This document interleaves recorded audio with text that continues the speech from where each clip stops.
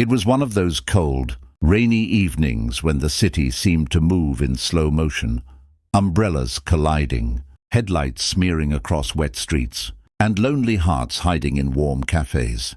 Inside an upscale restaurant near the glass towers of downtown, a man in an expensive grey suit sat by the window, staring at the raindrops running down like broken promises. His name was Ethan Cole, the kind of man everyone admired but few truly knew. The youngest self-made CEO in the city, a man who had built an empire of success, yet couldn't build a connection that truly mattered. Tonight was supposed to be different. Tonight was supposed to be his blind date, arranged by a close friend who swore she'd found the perfect match for him.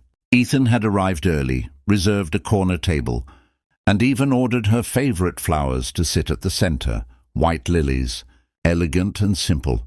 But as the minutes turned into an hour, his confidence melted away like the ice in his untouched glass. The message came at 8:07 p.m. "I'm sorry, something came up. I can't make it tonight." No explanation, no apology that felt real, just silence afterward. He exhaled, forced a polite smile toward the waiter, and said softly, "Just bring me the special, please." But inside, he felt that familiar emptiness, the one no business victory could ever fill. He sat alone, the table across from him painfully empty, as couples around him laughed, shared bites and whispered stories. Then came a gentle, hesitant voice beside him. "Excuse me, sir, is this seat taken?" Ethan looked up. She wasn't dressed like the usual women who frequented this place. Her clothes were modest but neat, her hair slightly damp from the rain, and her eyes warm, kind but tired. She carried a small tray with a children's meal and a cup of coffee, and behind her, a little boy of about 5 peeked from her coat, shyly holding a toy car. Ethan blinked, a little caught off guard. "No, it's not taken," he replied automatically. She smiled in relief. "Thank you, we couldn't find a seat anywhere." "I promise we won't bother you." She sat down quickly, helping her son into the chair. Ethan just nodded, unsure what else to say. The woman glanced at the white lilies on his table and smiled softly. "They're beautiful," she said. "Someone's lucky."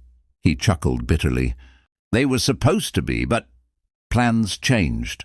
Her smile faltered, and for a second their eyes met, both recognizing that quiet kind of disappointment that life often serves without warning. Her son started playing with his toy, making little car noises, and the woman tried to quiet him, apologizing. Ethan shook his head. "It's okay," he said. "He's got a good imagination." The boy grinned up at him. "Mommy says imagination is free, so we can have as much as we want." Ethan smiled for real that time, something he hadn't done all evening. "Your mom's a wise woman," he said, glancing at her. She blushed slightly. "I try," she replied. They started talking, just lightly. At first about the weather, about the traffic, about how expensive coffee had become. She told him her name was Lena, and that she was a single mum working 2 jobs to support her son, Oliver. "We come here sometimes," she said, "just to share one dessert. It makes him feel like we're having a little adventure." Ethan listened quietly, something in her words stirring an ache inside him. He had all the wealth in the world, yet here was a woman finding joy in half a dessert and her son's laughter. Then Oliver looked up at him and asked innocently, "Are you sad, mister?" Ethan blinked. "Why do you ask that?" The boy shrugged. "Because your eyes look like when Mommy misses Grandpa." Ethan froze for a second. No one had ever said that to him. Not in years. Lena turned red. "Oliver!" "That's not polite." But Ethan just smiled softly. "It's okay. He's right. I guess I was just waiting for someone who didn't show up." Oliver frowned. "That's not nice. Mommy says people who make promises should keep them." Ethan nodded. "Your mom's right again." The moment was small, but it cracked something open inside. Him, something that had been locked behind success and loneliness. As the night went on, their conversation deepened. Lena told him about her late husband, how he had passed away in a construction accident 3 years ago, leaving her with debts and a little boy who still asked where Daddy went. I don't like talking about it much, she said, looking down. But I'm learning to smile again. For him? Ethan looked at her, his chest tightening. You're doing an incredible job, he said sincerely. You know, most people wouldn't survive half of what you have. She looked surprised, then smiled. Surviving isn't optional when someone depends on you, she whispered. Her strength struck him deeper than any boardroom speech ever could. The rain had stopped outside, but the warmth between them grew. He told her about his life too, about how his parents died when he was young, how he had buried himself in work to avoid feeling alone, and how success had somehow made him lonelier. I've built skyscrapers, he said quietly, but not a single home. Lena looked at him gently. Maybe you were just waiting for the right person to build it with. Her words lingered in the air, soft but powerful. Ethan didn't respond, just smiled faintly, as if realizing something for the first time. By the time the restaurant started closing, they were laughing like old friends. Oliver had fallen asleep against his mother's arm, clutching his toy car. Ethan asked if she needed a ride, but she refused politely. We'll take the bus. It's fine. He looked outside. The streets were still wet, the buses slow. Please, he said, standing up. It's late and it's raining again. Let me drop you home. She hesitated, but finally nodded. In the car, Oliver snored softly in the back seat while soft music played on the radio. Lena looked out the window. He would have loved this, she said suddenly. My husband. He used to say life always surprises you when you stop expecting anything. Ethan smiled faintly. Maybe tonight's one of those surprises. She turned to him, their eyes meeting again, and in that silent exchange, something unspoken passed between them. Comfort, understanding, maybe even hope. When they reached her small apartment, she unbuckled her son and turned to Ethan. Thank you for the seat, for the ride, for listening. He smiled softly. No, thank you. For reminding me what real things look like.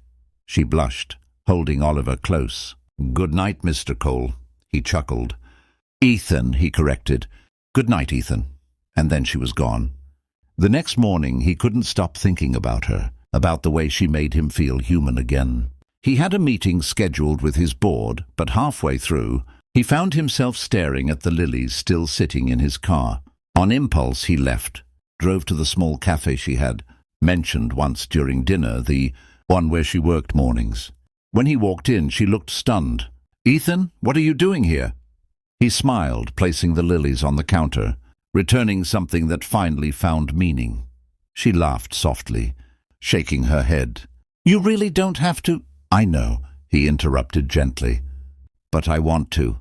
Over the next few weeks, Ethan visited more often, not as a CEO, but as a man who finally wanted to live.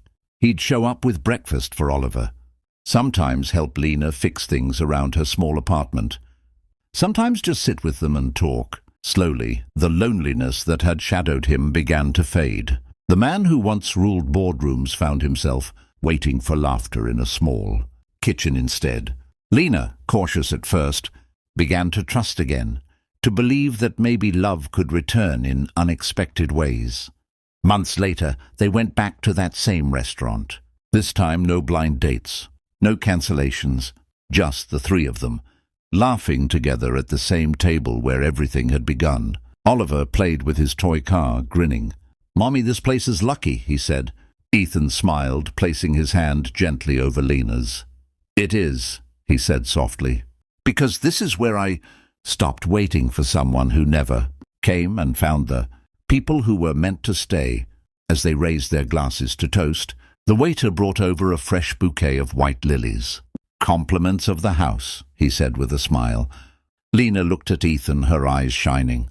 Looks like your flowers finally found their story. He smiled back, his heart full for the first time in years. Yeah, he whispered. They did. And as the lights dimmed around them, and laughter filled the air, one truth remained clear. Sometimes the best stories begin when plans fall apart. Because fate doesn't cancel, it redirects. A narrator outro. And that night, the CEO, who once sat alone, realized that love doesn't always arrive the way we expect. It shows up when we make room for it.